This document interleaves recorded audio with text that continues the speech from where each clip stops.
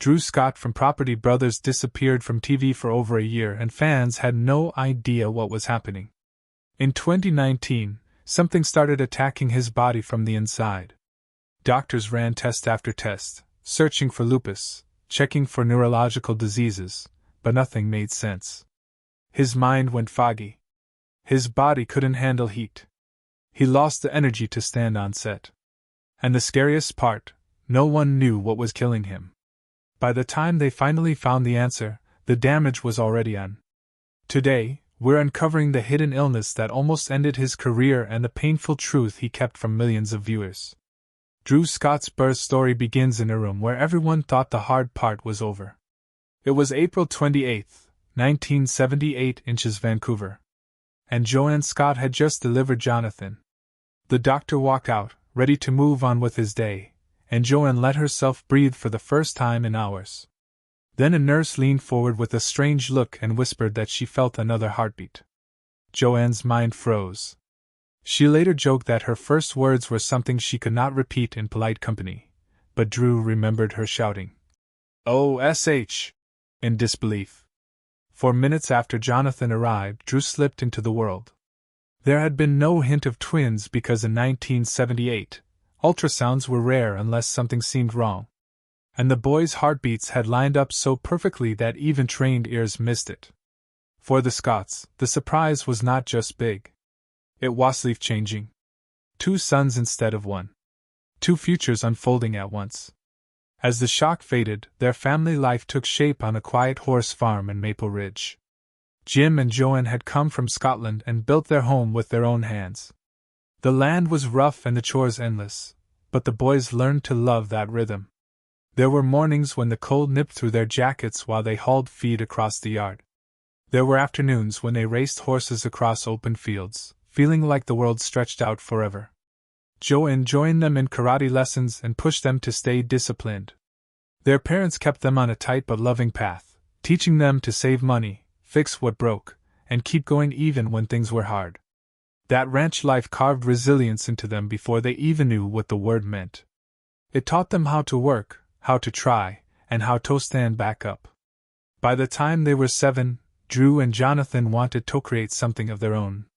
That spark led to Jam Enterprises, a tiny business with a name built from John, Andrew, and Mom.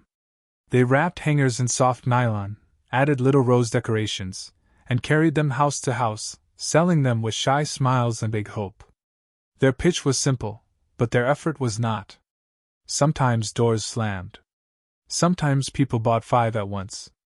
Then a wholesaler placed a huge order, the kind that made their eyes widen. The boys earned close to $15,000, a number that felt magical. In the 1980s, Joanne guided them through invoices and deliveries, turning their small craft into a real lesson in business. That first success showed them that money could grow from hard work and that teamwork mattered more than talent. Not long after that, their world took an odd and colorful turn. At 8 years old, they became child clowns.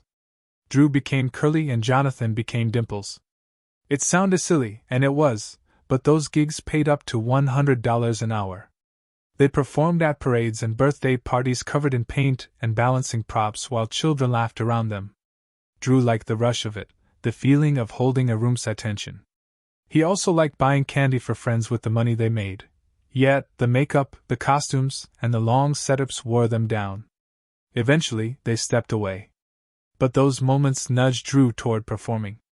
They taught him how to read a crowd and how to keep people watching, something that would help him far more than he realized. Their childhood rolled forward with structure and tough love. Jim believed in work at any age and insisted they get jobs as soon as they could. It did not matter if they were selling hangers, clowning, or taking care of the ranch. The goal was to build character. Creativity was encouraged, but responsibility came first. Every chore, every early morning, every small business attempt layered new strength into them. Later on, when people ask how they managed to juggle real estate, acting, and television, the twins always pointed back to their parents. Everything good started there. While Jonathan leaned toward construction and magic tricks, Drew dreamed of basketball. By high school, he practiced 4 to 5 hours a day, pushing himself until he earned a 43 in vertical jump. It was the kind of number that made coaches pause. He made the University of Calgary team, but an injury stopped him before he played even one official game. Then in 2003, when he was 25, another college offered him a spot. At first it felt exciting, but quickly he realized the recruits around him were younger and moving faster. He walked away from the sport, feeling the ache of a dream closing behind him. That moment hurt, but it pushed him somewhere new. Real estate waited on the other side of that decision, even though he did not see it clearly at the time. At 18, while entering university, the twins bought their first property. Most students could barely pay rent, but Drew and Jonathan found a $200,000 fixer with a vendor take-back mortgage that required only a $250 down payment. They renovated it, sublet rooms for $800 each, lived rent-free, and sold the house a year later with a $50,000 profit. The process felt risky and thrilling. That flip became their entry into a world that would later define them. They kept going, flipping dozens of homes over the next 15 years, building experience one wall and one decision at a time. Drew kept juggling side jobs to survive. Flight attendant, personal trainer, website designer, mall security, bus boy, even manager at a bikini store. Nothing stuck for long, but every job taught him something about people and pressure. Even with all that work, stability felt far away. He needed more control, especially when realtors kept costing them money through bad deals. So, in 2004, after losing thousands topo representation, Drew decided he had had enough. He got his real estate license so he could protect every dollar they earned. With both brothers licensed, they handled everything themselves. That choice set the stage for their empire. Later that same year, they launched Scott Real Estate, Incorporated. It was a complete system under one roof. Drew found and negotiated properties. Jonathan designed, renovated, and staged them. They opened offices in Vancouver, Calgary, and Las Vegas, taking on up to 10 renovations at once. They became millionaires long before television ever called their names. Still, Drew held on to his acting dreams. His early acting career was full of small sparks, but no flames. He appeared in Breaker High in 1997 and Smallville in 2001, usually as background characters or uncredited extras. Even as a kid, he had performed as a clown, but nothing ever pulled him into the spotlight the way he hoped. Rejection piled up. He tried again and again through the late 1990s and early 2000s, but Hollywood did not open its doors. In 2002, he and his brother started Dvidian Production Group, hoping to build their own projects, but funds were tight and distributors kept turning them away. They kept the company alive only because real estate covered the bills. By 2010, they shifted toward digital and TV, but those early years tasted like constant struggle. By 2006, Drew hit burnout. He moved to Vancouver to chase acting full-time for 1 year. He slept at a friend's place, filmed auditions in his car, and pushed himself until exhaustion crept into his bones. Rejection after rejection wore him down. Eventually, he realized that acting alone was not enough. Something had to blend his talents and experience in a way that felt natural. That blend arrived when the brothers pitched their show idea. At first, HGTV loved Jonathan's construction skills, but barely noticed Drew. They even discussed centering the show entirely around Jonathan. Drew felt the sting of being overlooked again. After years of wanting a place in front of the camera, he feared losing his chance. He fought for his spot and convinced them that the show needed both brothers. That argument shaped everything that came next. Signing the HGTV deal was a leap into unknown territory. They already had a successful business. TV was a gamble with no safety net. Their pay was low. The commitment was heavy. If the show failed, they would lose valuable time they could have spent flipping properties. But they trusted the vision. In 2011, Property Brothers premiered. The moment the show took off, they finally understood what all those years of effort had prepared them for. Drew Scott became the face of Property Brothers in 2011, and everything changed almost overnight. The show launched quietly at first, but the moment those early episodes aired, More than 1.5 million people tuned in each week. Families watched him convince nervous homeowners to take chances on houses that looked hopeless. His smile made it look easy, but the truth ran deeper. He had already spent 15 years in real estate, working deal after deal until negotiation felt as natural as breathing. And because of that, the cameras only captured what he had already lived 4 years.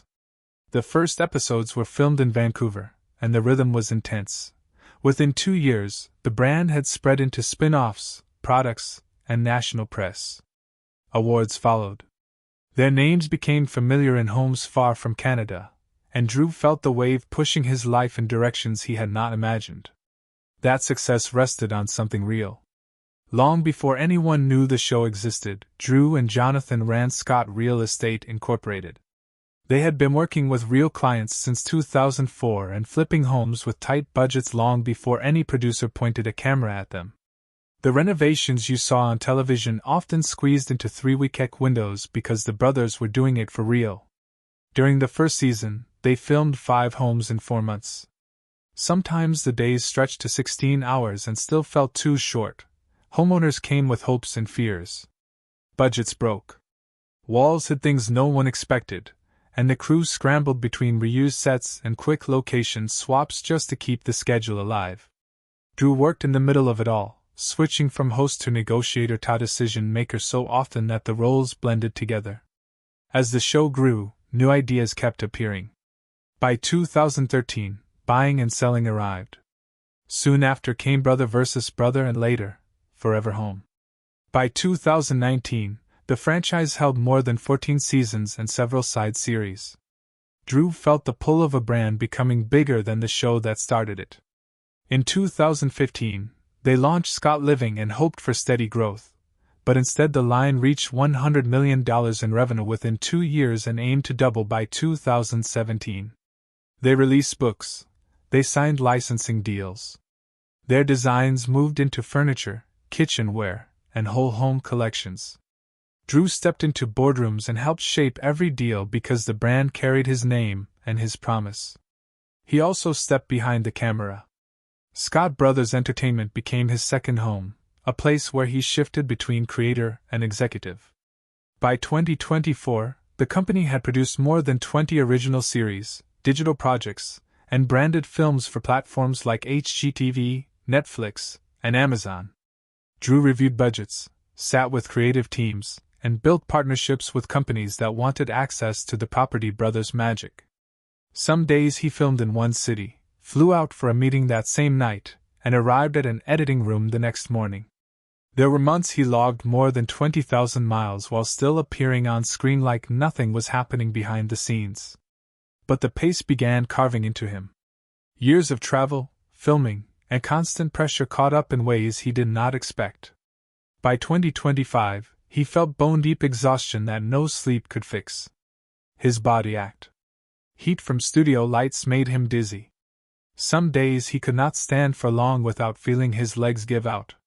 Doctors later told him he was dealing with possible mercury poisoning along with chronic fatigue syndrome. The symptoms had been growing quietly for months, hidden behind smiles and scheduled appearances. Fans only saw small absences and quick statements. They did not see the days he could barely move or the moments he questioned whether he could keep going.